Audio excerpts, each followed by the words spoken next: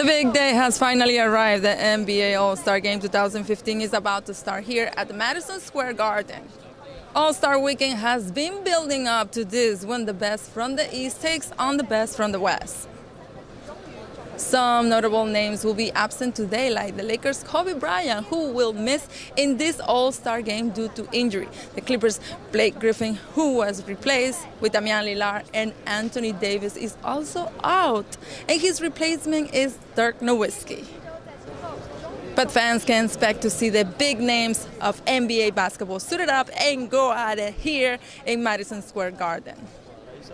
LeBron James, Carmelo Anthony, Paul Gasol, Marc Gasol, Tim Duncan, Russell Westbrook, and Chris Paul will be among the players doing their best to put on a show for the fans that look forward to the All-Star Game every year.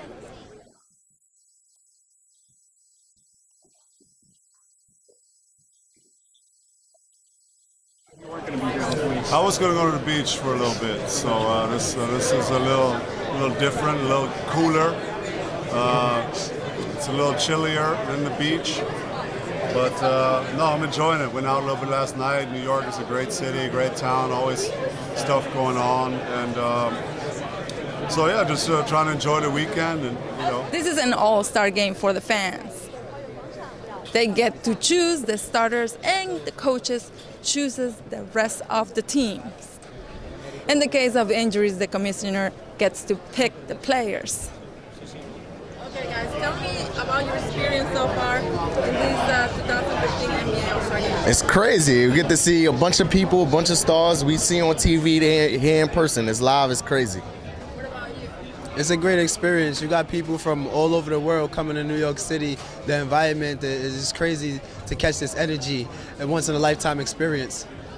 Well, they did a 5-borough tour called The Thirst of the Boroughs, and basically recruited someone who does music up and coming on top of the city and fashion as well to represent the borough. And we represent Staten Island in the contest, and we actually won the contest with 70% of the votes, and that got us here today. Today's game is a part of our prize. So shout out to Sprite for that.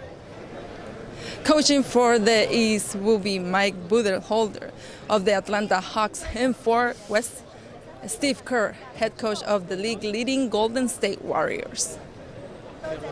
We will see some high-flying acrobatics today as players try to prove they are the best at what they do, which is play professional basketball.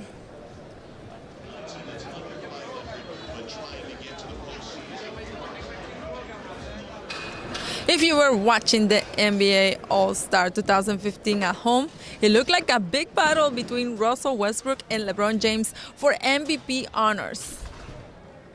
At one point in the first half, the West was way stronger with 20 points ahead of the East. But then LeBron James took the game into his own hands and brought his team within a point at the half.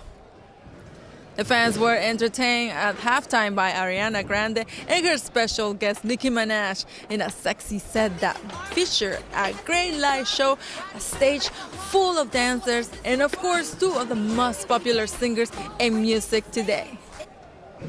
The second half was more spirited than the first half. There was no defense in the first half, and everyone was out to just have fun. But then they started playing to win, and the 2 teams kept it very close, although neither team tried to play tight defense. At the end, there was won with an epic score of 163 to 158. That's 321 points to score in one game. It was Russell Westbrook who took home the MVP honors, scoring 41 points to LeBron James, who had 30. It was an epic night of all-star NBA basketball. The NBA All-Star Weekend is finally over. I hope you enjoyed it, from the Brooklyn Bridge to the Statue of Liberty, Times Square, and other amazing places here in New York. Saturday was in Brooklyn at the Barclays Center, home of the Nets, and Sunday's big game was in Madison Square Garden, home of the New York Knicks. This weekend was designated for the fans like few other sporting events.